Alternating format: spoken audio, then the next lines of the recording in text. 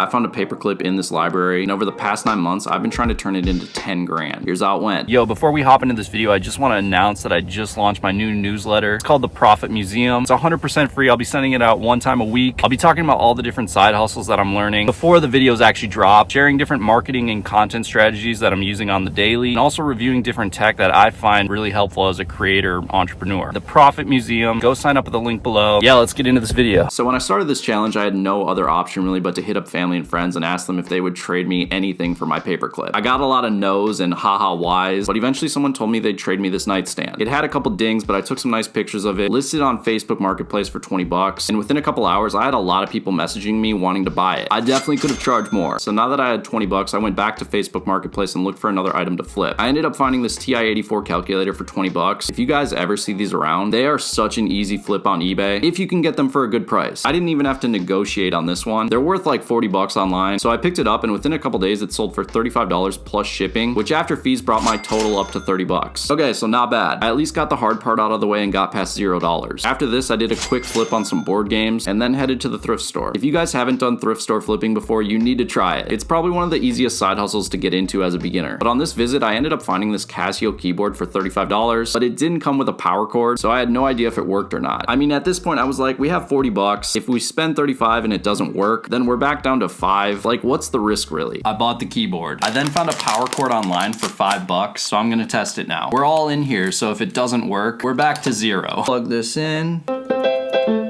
Boom, no risk, no reward, baby. So I took some pictures of the keyboard, listed it on Marketplace, and a couple days later it sold for $80. I then found some printer cartridges online for $100. Problem was I only had 80, so I offered 80. They said yes, and I picked them up that night. These go for over 100 each on eBay, so I felt really good about this one. Guys, brand name toner cartridges, if you see them, look them up. A lot of times there's big profit to be made there. But I photographed and I listed them on eBay, and I actually sold both of them together for 200 bucks. I negotiated with the buyer a little bit, and because I could save money on shipping by packaging them together, I decided to roll with it. After this, my total after fees and shipping was 160 bucks, and my next flip was one I'll never forget. I found this big BB-8 Star Wars robot listed locally. I knew nothing about these things, but apparently these were used in Target and Walmart as promo displays and are pretty rare. The guy only wanted 100 bucks for it. I thought that seemed reasonable because I looked them up on eBay, and on there, these go for over 400 pretty consistently. We kind of hit gold. So I hung out with my new robot friend for a while, but didn't get too attached. And then, you guessed it, I took pictures and listed it for sale on both eBay and Marketplace.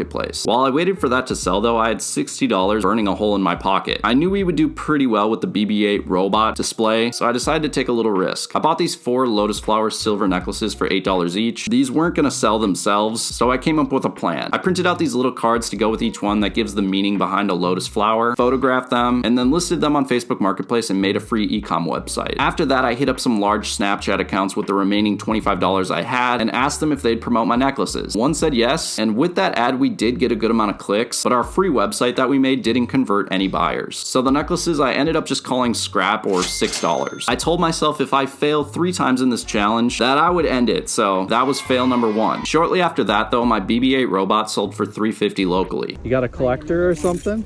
Yeah, my husband. Last year it was the big life-size Spider-Man that I had to pick up. Oh boy.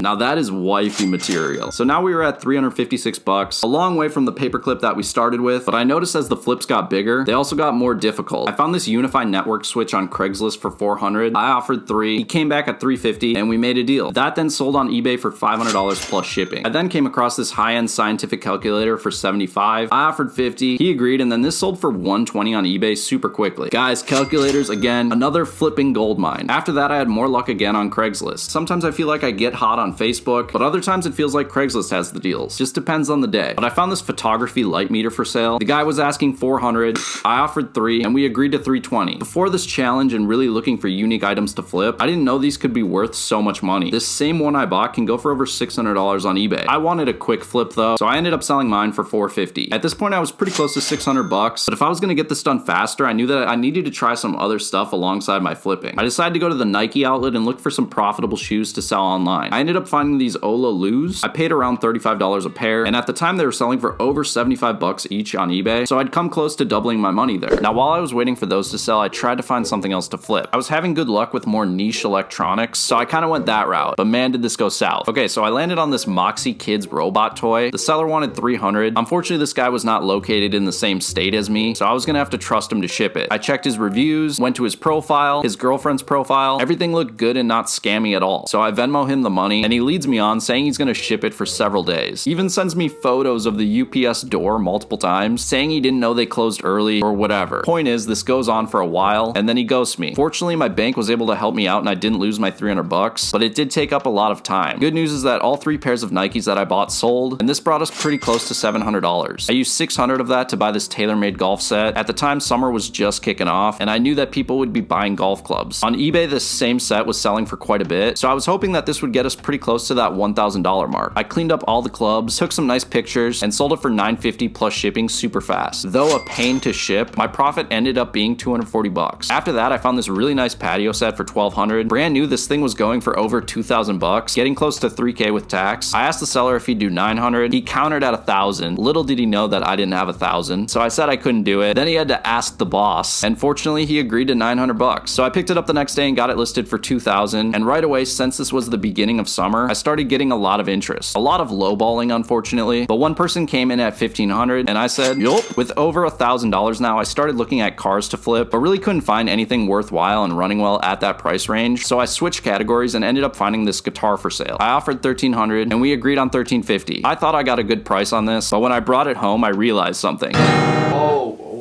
Yeah, this guitar needed some work done. Nothing crazy, like it was in good shape, but it needed a basic setup and some new strings. I had to bring it to the shop and pay $50 for this, but worst of all, they needed to keep it for a few weeks, which meant I couldn't sell it. So yeah, lots of delays and issues along the way, and they don't stop there. I listed this guitar once I got it back, and no one wanted it. Your boy took a $200 loss on this, and I counted this as my second fail of this challenge. So one more to go, and we were calling it quits. Next, I switched gears and I bought this Sonance outdoor patio speaker set for 600 bucks, and I ended up selling mine for $1,300 within a few days. This made up for the guitar loss, and I, for whatever reason, decided to buy another guitar for $1,500 bucks. It's a Gibson J45, actually my dream guitar.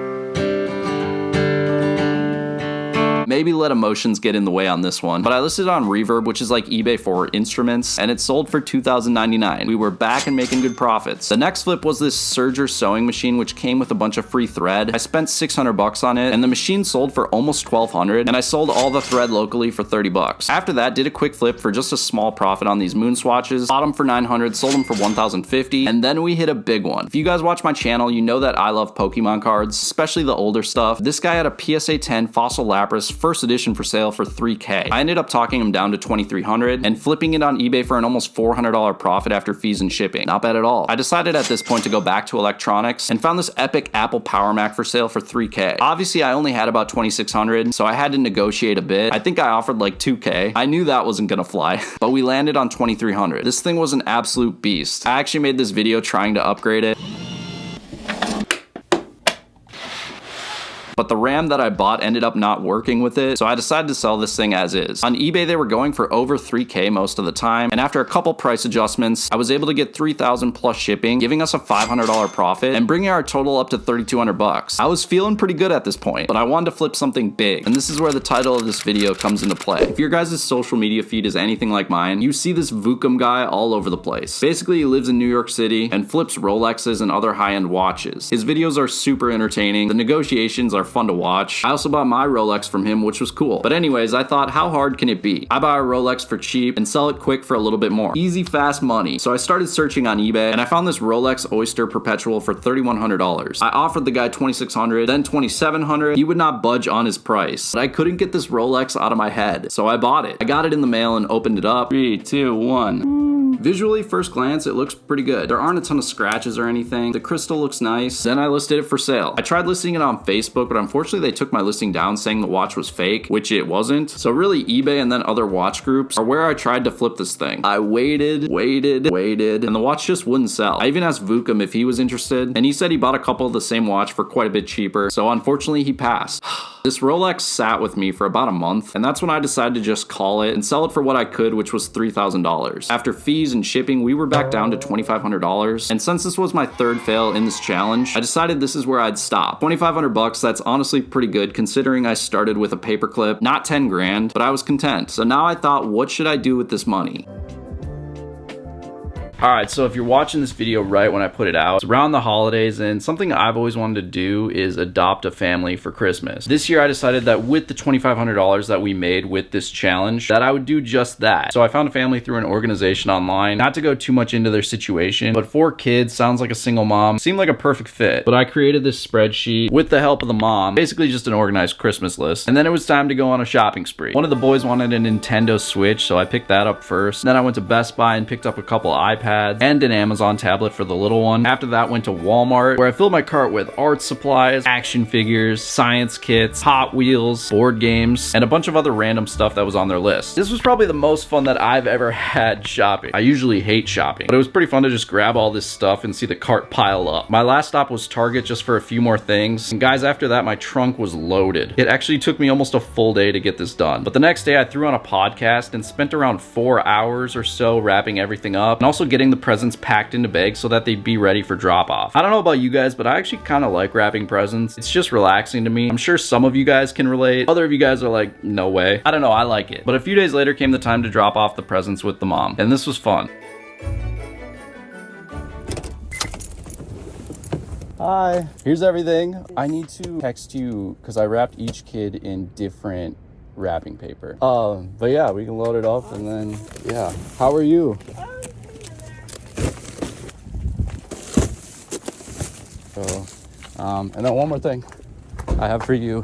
I didn't know what to get you, I didn't expect anything. I some extra cash for Christmas and stuff. So Merry Christmas. Yes. Merry Christmas. Thank you so much. This was one of the most fulfilling things that I've gotten to do in my life, and I hope I can adopt a family every year now. The mom was also kind enough to send me a couple videos and pictures of the kids opening up their presents, which absolutely made my Christmas.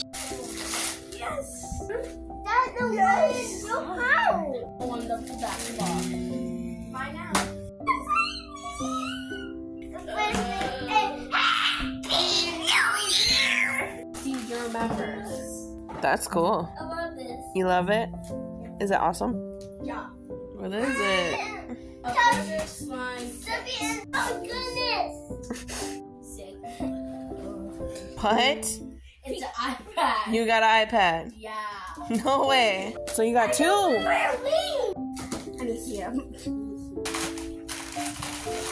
Thank you, Steve, for the gifts and Happy New Year's and Merry Christmas. So yeah, failed the paperclip to 10K challenge, but the journey that this brought me on is one I'll never forget. Maybe we'll try again next year, 2024. Let me know if you guys want to see that. Thank you guys for watching. As always, please be sure to subscribe and hit that like button. Yeah, till next time, peace.